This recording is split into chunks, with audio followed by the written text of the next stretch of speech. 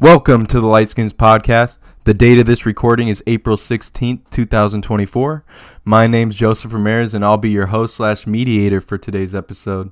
We've got a special play-in tournament episode for you guys today, so let's get just quick into the stars of the show. We got Ryan Bevins. Y'all know him as IB. How's it going, guys? Ryan Bevins, aka IB here. Hope y'all are having a good one. Thank you for tuning in, and excited for today's episode. And we got Brian Valdez. Yo. We back in the business. Let's get to it. All right, then. Let's get into it.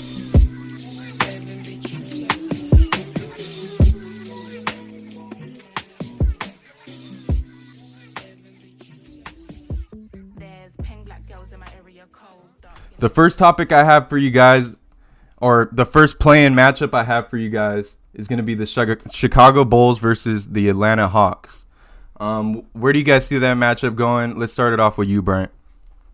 To be honest, I don't think neither of these teams are supposed to be in the play-in, but it is what it is. If I had to pick one, I'd probably go with the Hawks. I feel like with the return of Trae Young, I think they're going to be a threat against the Bulls. Even though Trae Young hasn't really been playing well the past couple games he's been back, I think he will adjust according to the play-in. I just don't think the Bulls have enough firepower to compete with the Hawks, and it's gonna just really compete. It's just gonna really come. It's gonna just really come close to just defense. I don't think neither of the teams are good defensively, but they're both good offensively, especially the Hawks. And I feel like they'll have more offensive power compared to the Bulls. So if I had to go with one, I'd probably go with the Hawks. I think the Bulls just don't have enough weapons to compete with the Hawks. But yeah, what about you, Ryan? I'm also going to go with the Hawks because of Trae Young's return. It's kind of throwing him in directly into the fire. He's only been back for not so long, and he's got to go into a do-or-die single-game elimination game. But I think he will have an impact, just his presence and being able to alleviate some pressure off of DeJounte Murray. And a lot of the reasons that Bryant said, actually, the firepower that the Hawks do have, they're shooters with Bogdanovich and DeAndre Hunter playing off of Trae and DeJounte in that pick and roll action. Now, I wish they had Sadiq Bey and Jalen Johnson. I don't think they're going to be able to play in this play-in tournament game, where they might be like game time decisions or whatnot. But those are some big bodies that you would want to throw at DeMar DeRozan and Kobe White. But I think the offensive firepower that Atlanta has in their backcourt will be too much for Chicago to keep up with. If Chicago had Zach LaVine in this game, it might be a different story. But right now, Vucevic is too much of an X factor to rely on to have me have some confidence in Chicago. So I'm gonna pick the Hawks for this one. Okay, looks like you guys both have the Hawks. Let's move over to our 7-8 seed in the East, and it's going to be Philly and Miami. Let's go back to you, Bryant. Let's just keep this order. Bryant, Ryan. Go ahead, Bryant. I'm just going with just my personal favorite. I'm gonna go with the Heat, even though they haven't really shown me anything recently. They're not the same team as last year, but if I gotta go with one, I gotta go with the Heat, just because I feel like they have more experience than the Sixers. They've been here before multiple times.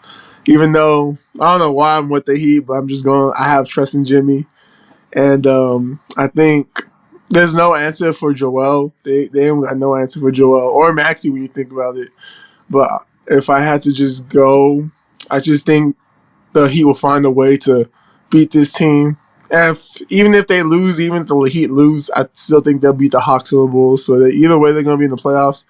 But yeah, I am scared of Joel and Maxey, that pick and roll dynamic. But I'm going to just go with my personal favorite. I'm going to go with the Heat. I'm going with my heart over my head. Yeah. What about you, Ryan? I definitely have the 76ers here. The 76ers are going into the postseason on a 8-game win streak. And they were able to have a very large sample size of having Joel Embiid back in the fold. So it's not like he's going to have much rust to get off of. This was kind of perfect for them. If he was going to be only healthy like in the middle of the playoff run, I would have preferred Philly to not play him at all. But given that he's been able to have like 2 weeks going into the postseason, that's going to bode well for them. And this team has looked exactly how they looked before the Joel Embiid injury. So you're having him. He's going to dominate against that relatively small Miami front court. Like Brian said, Bam Adebayo, he's a great defender, but in the low post, one-on-one against Joel Embiid, I think he's going to feast in that matchup. And I also think Tyrese Maxey is going to pick them apart in the pick and roll. Kelly Oubre, Tobias Harris, Nicholas Batum, they got a lot of bodies to throw at Jimmy Butler and Tyler Hero, and I don't really have a lot of trust in Terry Rozier right now. I don't ever think he really got into the groove that Miami wanted him to get into, so I got the 76ers taking this one. Okay, so we have a bit of a difference there. So, Bryant, we both have the Hawks, but you got them facing the 76ers in the second game. Who do you have taking that game? The Hawks against the Heat? Against the Sixers. Oh, the Sixers. Oh, my God. Because that would be the next game. Yeah, I would go with the Sixers instead of the Hawks. I'd for sure go with the 76ers. Okay. And then for the Heat in my matchup. In your matchup, you'd go for the Heat. Okay. So that'll wrap up our Eastern Conference predictions. So you have Miami making the playoffs, Ryan. And who else? We both have Miami and Philly, but I just have Philly as the 7 and Miami as the 8, and Brian has vice versa. There you go. Sorry, I was getting confused. Okay. The playing's so weird, man. And it's so simple. I'm brain farting. All right, let's go over to the Western Conference then. We're going to start with Kings versus Golden State Warriors, and now let's start off with you, Ryan. I have Golden State for this one.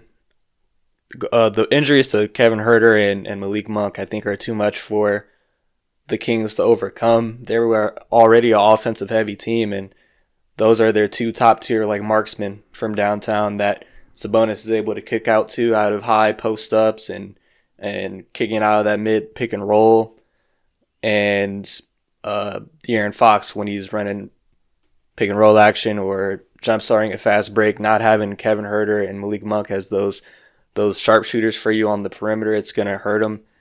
And the Warriors are very healthy going into the postseason, and they actually finished off the season on a really good stretch. I think they're starting to figure themselves out. Klay Thompson has been a bit more consistent as the season has gone on.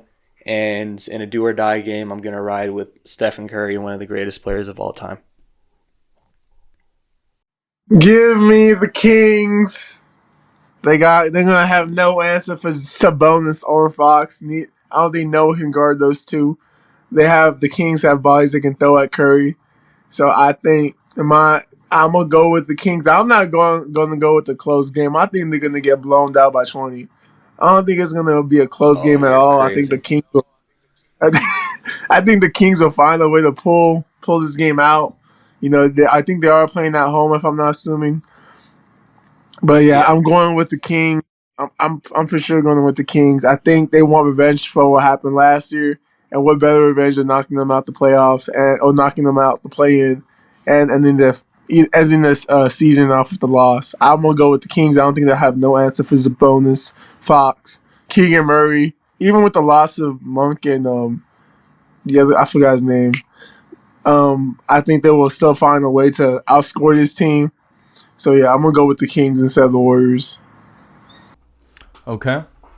So we both got the Kings and then we got the Warriors. Ryan, you had the Warriors. Who are the Warriors going to play out of the New Orleans Los Angeles matchup? So they are going to face. Oh man, I'm going back and forth on this one because I think if the Lakers actually try and win the game, I think the Lakers will win. But I don't know if they want to lose it to purposely avoid Denver. I'm gonna say that they just play it safe and go out and win the game. I got the Lakers over the Pelicans. I think a lot of the Pelicans' strength is going to revolve around Zion being aggressive and being able to collapse the defense. But the Lakers have a lot of size inside to kind of deter Zion from being efficient in the paint, with LeBron being able to match up size-wise with Zion, and AD being able to roam around the paint, especially if they play Jonas Valanciunas for an extended amount of time, because Darvin Ham and everybody will be comfortable roaming off of him. So I think the Lakers got enough bodies to stop Zion's paint attack.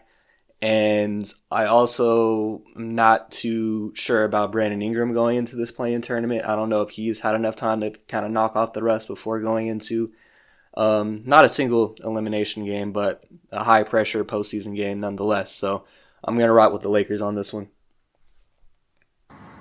Yeah, I can't really add much. I'm going to go with the Lakers as well. I mean, I don't think it's... Yeah, I mean, Jonas only played like 16 minutes last game, if I'm not mistaken. They ain't play him more than 2 quarters. I think Zion, but for sure. LeBron was doing a great job on Zion last time. I don't even think he scored more than 20. And the Lakers, I feel like, have more weapons. They have more bodies to throw at Zion. Ingram hasn't been the same ever since he's been back. McCollum, he's been playing great the past recent weeks. But it's only him when you think about it. Yeah, but I'm going to have to go with the Lakers. It's not even going to be close. I think it's going to be a blowout. And then whoever the Lakers play against the Warriors or the Kings, I think the Lakers are going to win it regardless. So, No, Lakers, if you have the Lakers winning, they advance. They don't have to play a second game. You would have the Pelicans playing the Kings. Yeah, you guys both have the Kings versus Pelicans. You have Golden State versus Pelicans. Something I did want to get into before I get into your predicted matchups is just for the sake of the two teams. What is your prediction if it does end up being a Golden State versus LA matchup? Who do you think is coming out on top on that? Let's start off with Ryan.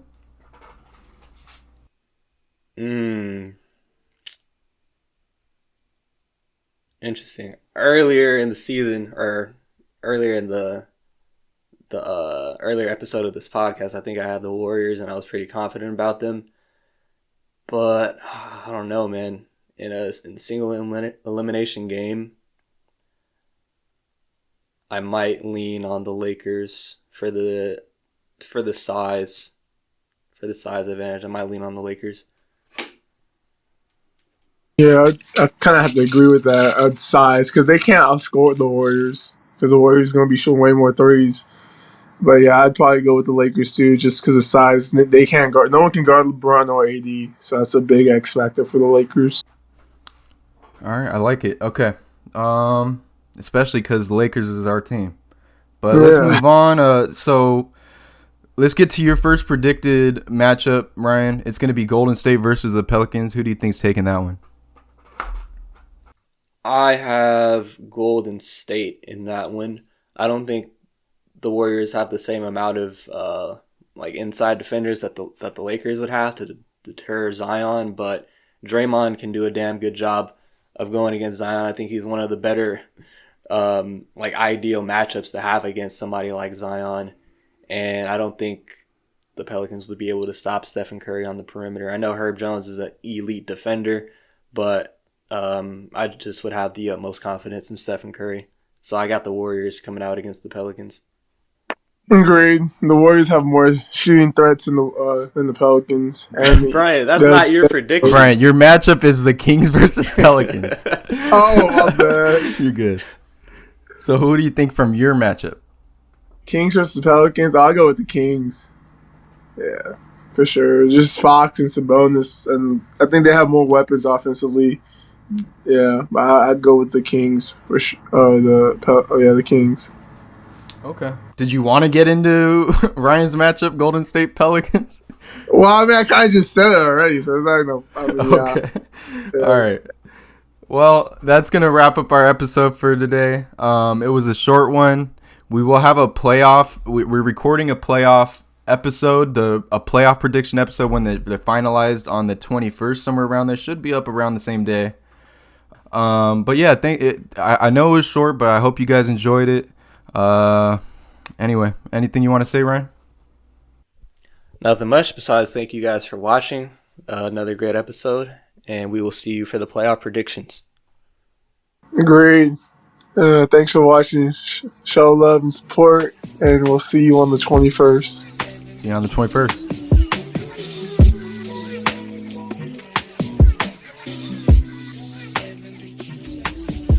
There's pink black girls in my area, cold, dark skin, light skin, medium tones, pumping braids got.